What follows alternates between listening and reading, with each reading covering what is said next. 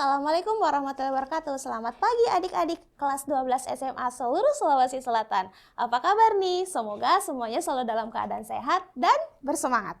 Juga kepada Bapak dan Ibu Guru pendamping, saya ucapkan terima kasih telah mendampingi adik-adik. Semoga Bapak dan Ibu Guru selalu dalam keadaan sehat dan bersemangat juga.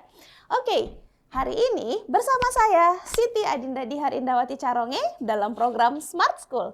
Generasi Smart berkarakter cerdas Ki.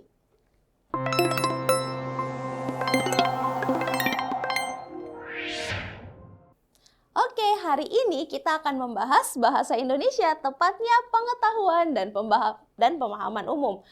Soal seperti apa yang akan kita hadapi hari ini? Ayo kita lihat bersama-sama. Wah, di teks pertama kita sudah melihat tentang air. Nah, coba bisa mungkin dilihat dulu teksnya ya. Ada 6 kalimat dalam satu teks ini.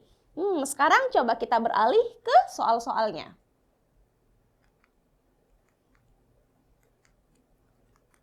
Oke, soal pertama. Kata berpasangan tetap pada teks adalah, oke adik-adik, sekarang kita dihadapkan dengan kata berpasangan tetap. Sebenarnya bagaimana sih cara menentukan kata berpasangan tetap? Nah, cara menentukan kata berpasangan tetap itu ada 2. Yang pertama, adik-adik akan mengacu pada KBBI. Nah, dia ini akan terdaftar di KBBI ya, terutama kalau adik-adik punya aplikasinya. Kemudian bagaimana caranya kita menentukan lagi? Kan ketika ujian kita tidak mungkin dong membuka KBBI. Nah, cara kedua adalah ketika pasangannya dihilangkan, maka dia akan menjadi makna lain.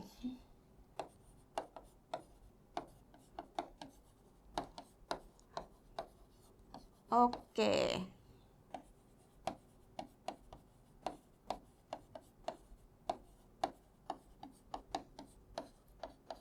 Nah, sekarang kalau kita lihat ya di dalam teks ini, ada kebutuhan hidup, ketertiban umum, sumber air, mata air, dan tanaman bambu. Oke, kalau kita lihat kebutuhan hidup, coba sekarang kita hilangkan kata hidupnya. Mungkin kita bisa ganti sebagai kebutuhan kelas. Kebutuhan hidup dan kebutuhan kelas, ini kan dia sama-sama mencakup tentang kebutuhan. Jadi dia bukan kata yang berpasangan tetap. Kemudian yang kedua, ketertiban umum. Berarti ketertiban yang ada di sekitar kita.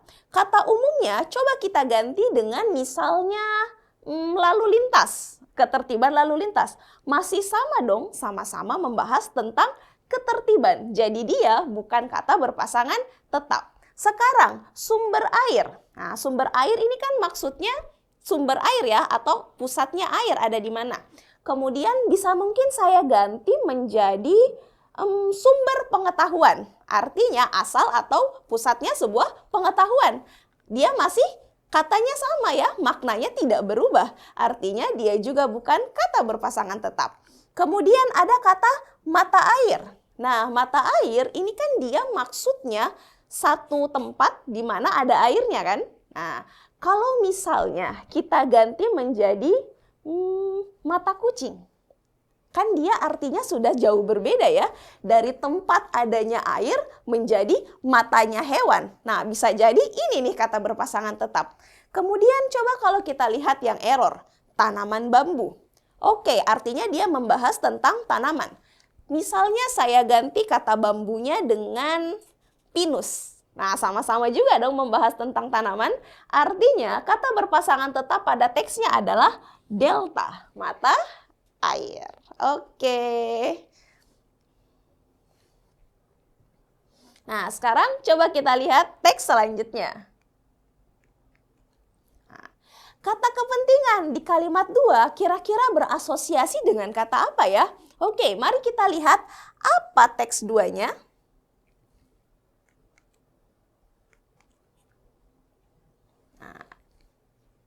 Seiring dengan pertumbuhan penduduk, hal ini akan berpengaruh terhadap peningkatan kepentingan air secara kualitas maupun kuantitas. Nah, Sekarang kita harus tahu dulu apa itu berasosiasi atau apa sih makna asosiasi itu. Nah, simpelnya makna asosiasi ini sama saja dengan makna sekitar ya.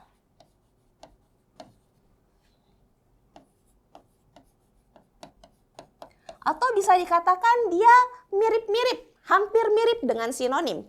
Bedanya kalau asosiasi dia itu bisa banyak untuk satu kata, berbeda dengan sinonim. Nah, misal saya kasih contoh dengan kata kelas.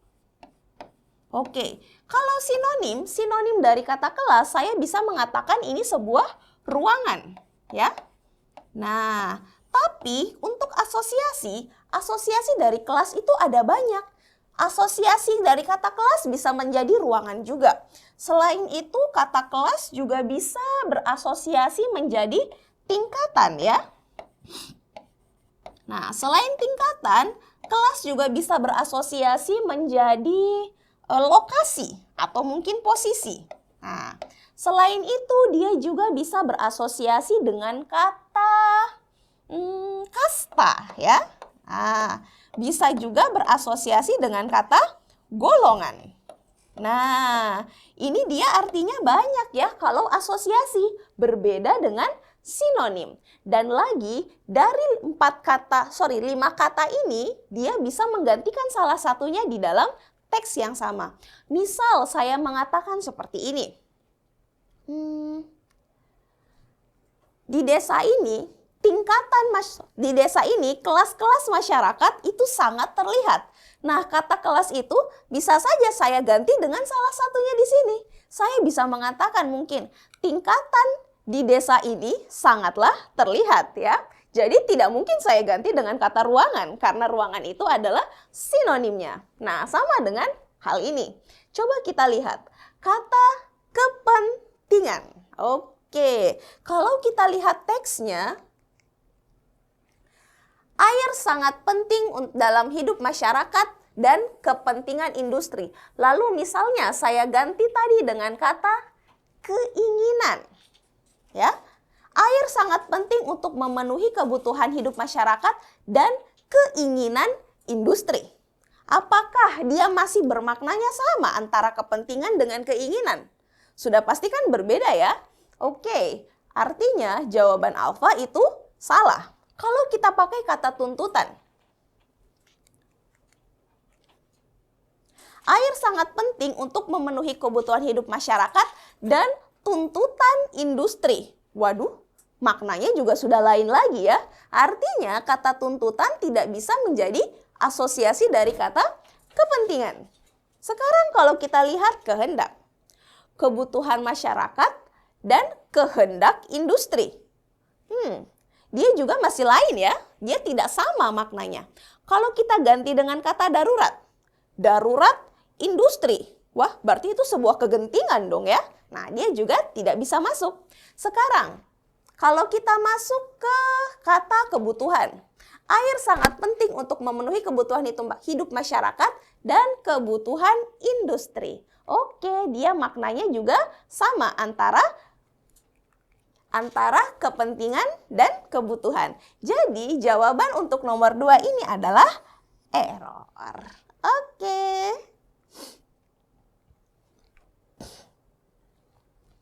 Nah, sekarang kita lanjut ke soal berikutnya. Nah, kata pertumbuhan di kalimat 3 kira-kira dekat maknanya sama kata apa ya? Nah, ini juga agak mirip dengan yang tadi. Kira-kira kata pertumbuhan ini memiliki makna yang mirip atau makna yang dekat sama kata apa? Coba kita lihat kalimat 3-nya.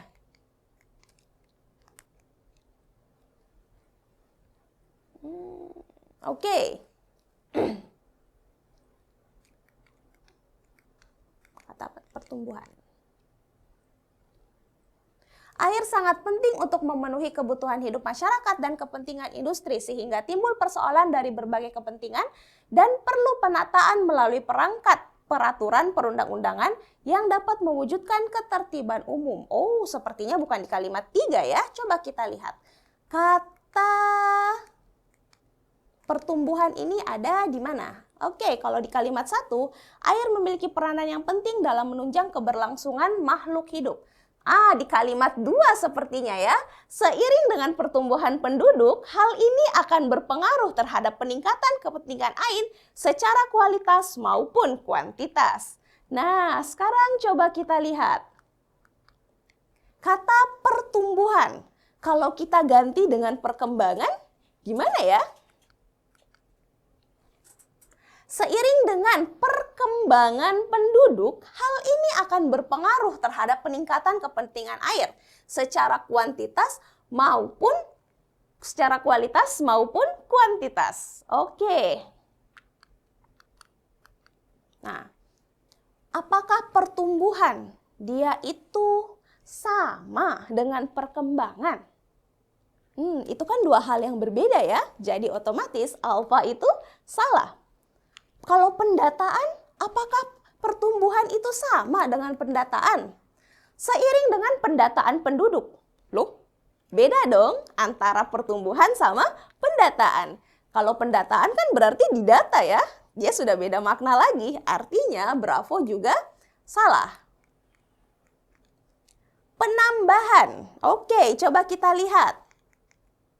Seiring dengan penambahan penduduk, hal ini akan berpengaruh terhadap peningkatan kepentingan air secara kualitas maupun kuantitas. Oke, pertumbuhan penduduk. Penduduknya tumbuh, berarti dia bisa saja bertambah kan? Nah, kita simpan dulu jawabannya. Coba kita lihat lagi yang lainnya. Perluasan. Seiring dengan perluasan penduduk. Waduh, penduduknya jadi luas dong. Berarti ini kan mencakup tentang wilayah, bukan tentang penduduknya ya. Jadi otomatis delta juga tidak bisa. Nah, kalau kita lihat pembaruan. Seiring dengan pembaruan penduduk. Loh, berarti bukan orang yang sama dong. Dia orangnya yang baru. Nah, artinya error juga tidak bisa ya. Jadi jawaban dari ini adalah alfa. Kata pertumbuhan di kalimat 3 dekat maknanya dengan kata perkembangan. Oke, kita lanjut ke soal berikutnya. Gabungan kata makhluk hidup memiliki pola makna yang sama dengan... Jangan lupa ya, gabungan kata ini nama lain dari frasa. Adik-adik tentu masih ingat ya apa itu frasa? Frasa itu gabungan dari dua kata atau mungkin lebih yang non-predikatif. Maksudnya non-predikatif itu apa? Dia tidak jelas predikatnya atau bahkan dia memang tidak punya predikat ya. Nah, kalau kita lihat kata makhluk hidup. Makhluk hidup ini predikatnya tidak jelas. Bisa jadi bahkan makhluk hidup itu satu kesatuan. Dia bisa berada di subjek, dia juga bisa menjadi objek. Nah, sekarang kita mencari maknanya atau artinya. Kira-kira makhluk hidup itu artinya apa ya? Makhluk yang hidup di sini saya bisa mengartikan sebagai makhluk yang hidup.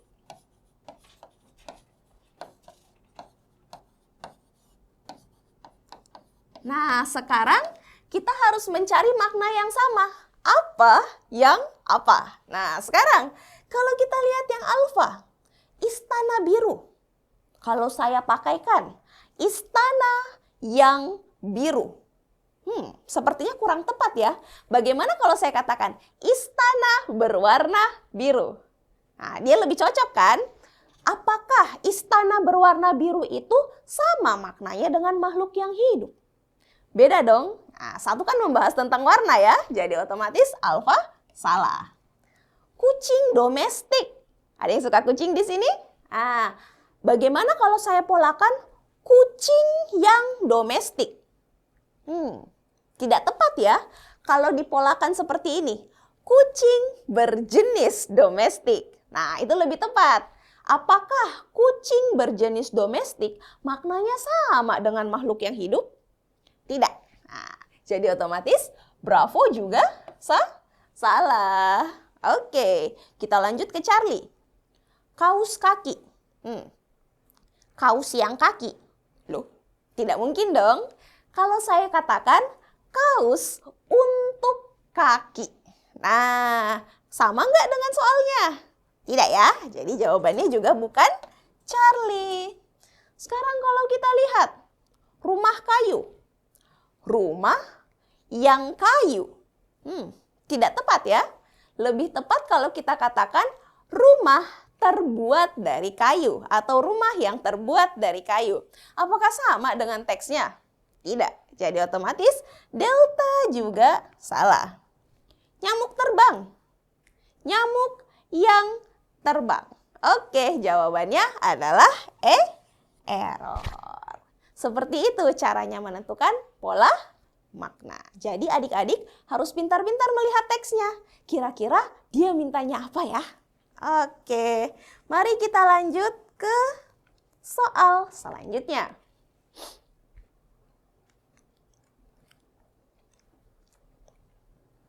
Oke, frasa menanam tanaman bambu, pembersihan mata air, membuat saluran untuk mengalirkan air, dan melakukan sosialisasi. Dapat menjadi sejajar jika, kita masuk ke soal kesejajaran bentuk. Sebenarnya soal kesejajaran bentuk ini, dia mintanya gimana ya? Untuk soal seperti ini, ada dua hal yang harus adik-adik perhatikan.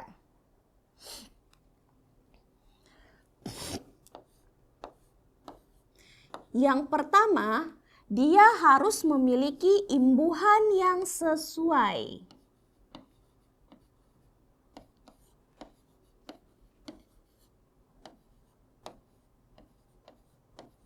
Atau mungkin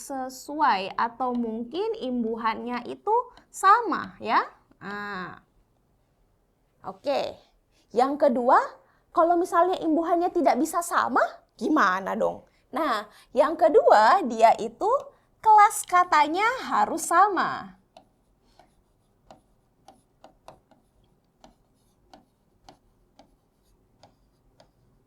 Oke, maksud yang nomor 1, imbuhan yang sama, artinya kalau satu memiliki imbuhan me, semuanya juga harus berimbuhan me.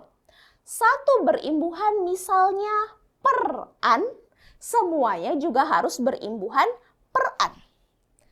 Sekarang kalau kelas katanya sama, oke mungkin ada juga yang mengatakan jenis kata. Kelas kata, jenis kata sama aja ya. Oke. Kelas kata yang sama, berarti kalau satu kata sifat, semuanya harus kata sifat. Satunya kata benda, semuanya juga harus kata benda. Sekarang kalau kita lihat di teksnya, menanam tanaman bambu, pembersihan mata air, membuat saluran untuk mengalirkan air, dan melakukan sosialisasi. Kalau kita lihat di sini, menanam, ini kan dari kata dasar tanam. Dia dapat imbuhan me. Ternasalisasi menjadi men. Ini imbuhannya dia pakai me. Pembersihan dari kata dasar bersih dapat imbuhan pem dan an. Wah, beda nih maknanya ya. Satu pakai imbuhan me, satu pakai imbuhan pean. Coba kita lihat lagi. Membuat dari kata dasar buat dapat imbuhannya mem. Kemudian mengalirkan dari kata dasar alir. Dia dapat imbuhan meng sama kan. Terakhir melakukan sosialisasi dari kata dasar laku. Dapat imbuhan me sama imbuhan kan. Wah, kita sudah lihat ya, di sini imbuhannya beda-beda nih. Coba kita cari, kira-kira ada nggak ya yang imbuhannya sama dan maknanya sesuai? Alfa, penanaman tanaman bambu, pembersihan mata air, membuat saluran untuk mengalirkan air, dan melakukan sosialisasi. Pean. Pean, kan, kan. Sama tidak imbuhannya? Tidak ya, jadi otomatis alfa salah. Bravo, menanam, membersihkan, kan, membuat, mengalirkan, kan, melakukan, kan. Masih belum sama nih. Oke, bisa jadi Bravo salah ya. Coba kita lihat Charlie. Menanam tanaman bambu. Me. Pembersihan. Pe-an. Mengalirkan. Me-kan. Oh, saluran untuk mengalirkan air dibuatkan. Ini bahkan ada di-kan, ditambahin nih. Melakukan sosialisasi. Me-kan. Wah, ini sudah lebih beragam ya. Nah, otomatis Charlie juga tidak bisa. Tanaman bambu ditanam. Di. Pembersihan mata air. Pe-an. Membuat saluran. Mem. Mengalirkan ada lagi. Me-kan. Melakukan sosialisasi. Me-kan. Wah, ini lebih bervariasi lagi ya. Lebih tidak sama lagi. Kalau error. Menanam tanaman bambu. Me. Membersihkan. Me-kan. Membuat me. Mengalirkan. Me-kan. Sosialisasi dilakukan. Wah, ini di-kan. Aduh, tidak ada yang sama nih. Nah, kalau begitu kita beralih ke kelas katanya. Kalau adik-adik perhatikan, ada yang sedikit mirip-mirip. Itu ada di Bravo. Loh, tapi kan ada satunya me, satunya akan. Nah, menanam, membersihkan, membuat, mengalirkan, dan melakukan itu sama-sama kata kerja secara aktif. Oke, kata kelas katanya sama-sama masuk di kata kerja aktif, maka jawabannya adalah Bravo. Oke, seperti itu ya cara untuk menentukan kesejajaran bentuk. Saya yakin kok adik-adik bisa. Oh, sepertinya ada kesalahan di sini ya. Oke, kita lewati dulu ya yang nomor 6. Coba kita lihat nomor 7. Kata stabil. Wah, antonim. Antonim adik-adik pasti sudah tahu ya. Antonim itu apa? Antonim itu artinya lawan kata atau maknanya berbeda. Nah, sekarang kira-kira kata stabil antonimnya apa ya? Oke, sekarang yang alfa ada kata fana. Fana itu kan artinya sementara. Lawan kata sementara itu abadi atau selamanya. Nah, berarti bukan lawan kata untuk stabil ya. Labil. Oke, bisa jadi labil itu lawannya stabil. Stabil itu kan tetap. Labil itu kan masih goyah. Nah, kalau tenang, kira-kira lawan dari tenang apa ya? Nah, tenang itu kan bisa kita katakan diam. Berarti lawannya diam, ya bisa saya katakan rusuh. Berisik ya. Oke. Lama. Apakah lama lawan dari stabil? Bukan ya. Lama itu lawannya adalah sebentar. Oke, berarti bukan lawan dari stabil. Kalau panjang gampang dong lawannya apa? Panjang itu lawannya pendek. Jadi, lawan dari kata stabil adalah labil. Oke. Mari kita lanjut ke soal berikutnya.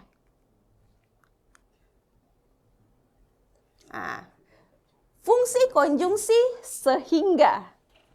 Sebenarnya tanpa perlu melihat teks, adik-adik sudah harusnya hafal ya.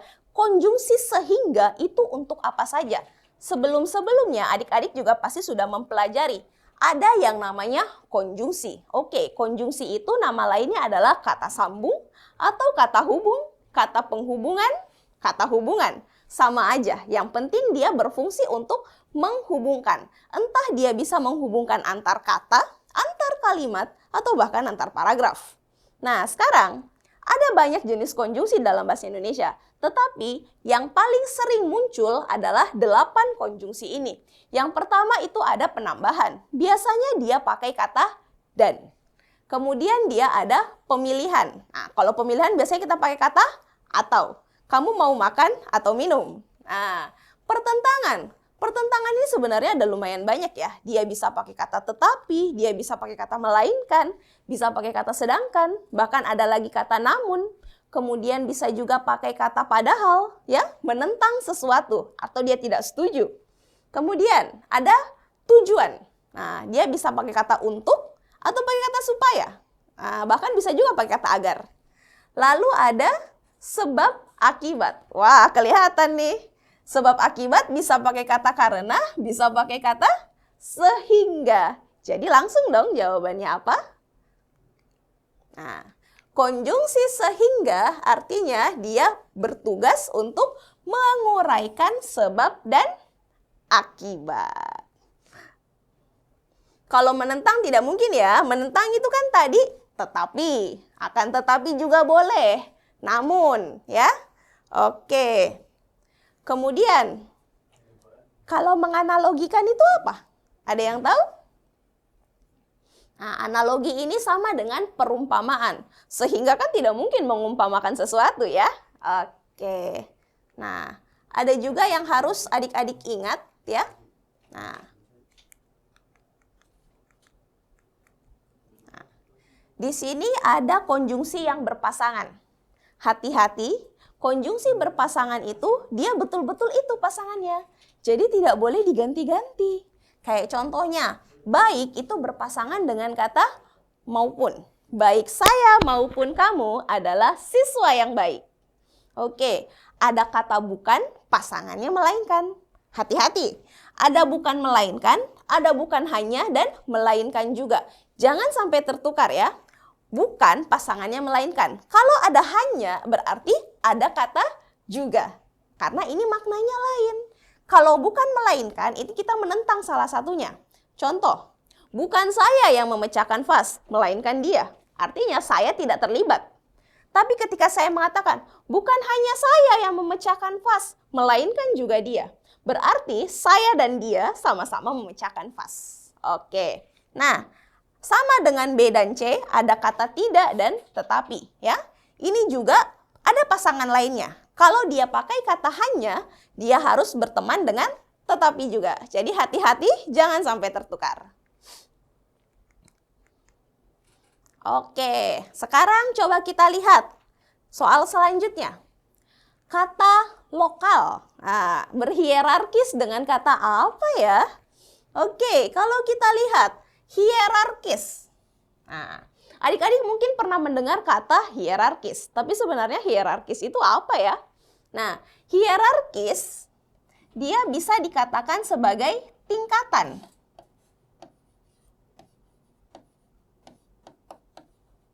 Oke, ada juga yang mengatakan makna bertingkat ya, karena pada dasarnya hierarkis itu kan memang tingkatan. Atau simpelnya, kalau adik-adik pasti di kelasnya punya yang namanya bagan organisasi dong. Nah, itu kan hierarkis. Mulai dari ketua sampai anggota-anggotanya. Dia ada tingkatannya atau ada urutan-urutannya.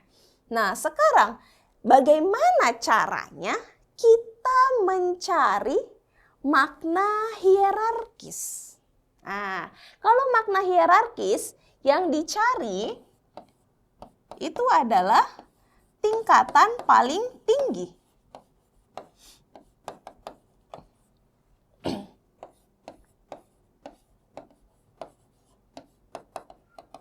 Atau ada juga yang mengatakan tingkatan paling umum. Ada juga yang mengatakan tingkatan paling atas ya. Jadi sebenarnya sama saja. Kalau kita membuat sebuah bagan, diperumpamakan sebuah bagan, nah, kalau bagan organisasi kan biasanya kayak begini ya. Nah, terus nanti di sini ada lagi di bawah-bawahnya siapa. Nah, yang mau kita cari adalah yang bagian paling atasnya. Kenapa? Karena di bagian paling atas atau bagian paling umum ini dia bisa mencakup semua jawabannya. Sekarang kalau kita lihat kata dari sini ya, kata lokal. Nah, lokal itu kan sama dengan domestik. Ya, oke, saya hapus dulu yang ini. Nah, lokal itu sama dengan domestik, artinya mereka sejajar. Tidak mungkin dong dia menjadi jawabannya, karena mereka berada di tingkatan yang sama. Berarti saya bisa menuliskan lokal itu sejajar dengan domestik. Nah, sekarang kalau kita lihat juga teritorial. Teritorial juga masih sama dengan lokal ya. Dia mencakup tempat-tempat tertentu saja. Teritori. Artinya dia juga masih sejajar dengan lokal dan domestik. Tidak mungkin dong menjadi pilihannya. Kemudian ada Charlie, daerah. Nah, daerah ini kan juga bermacam-macam ya. Tidak mencakup keseluruhan. Mungkin ada daerah A, daerah B, daerah C. Global. Oke, global ini kan artinya dia umum ya, keseluruhan. Bisa jadi global ini adalah tingkatan paling atas. Nah, sekarang kita simpan dulu nih jawabannya. Terakhir kata lokasi. Lokasi. Nah, bukankah lokasi itu sama dengan teritorial? Ya, dia ada tempat-tempat tersendirinya. Jadi tidak mungkin menjadi hierarkis paling tinggi. Oke, jadi jawabannya adalah kata global. Oke adik-adik. Nah, sepertinya soal ini akan menjadi soal untuk pertemuan terakhir kita hari ini. Terima kasih adik-adik, semoga bermanfaat ya. Dan jangan lupa diulang-ulangi di rumah. Saya Siti Adinda Dihar Indawati Caronge. Assalamualaikum warahmatullahi wabarakatuh dan sampai jumpa.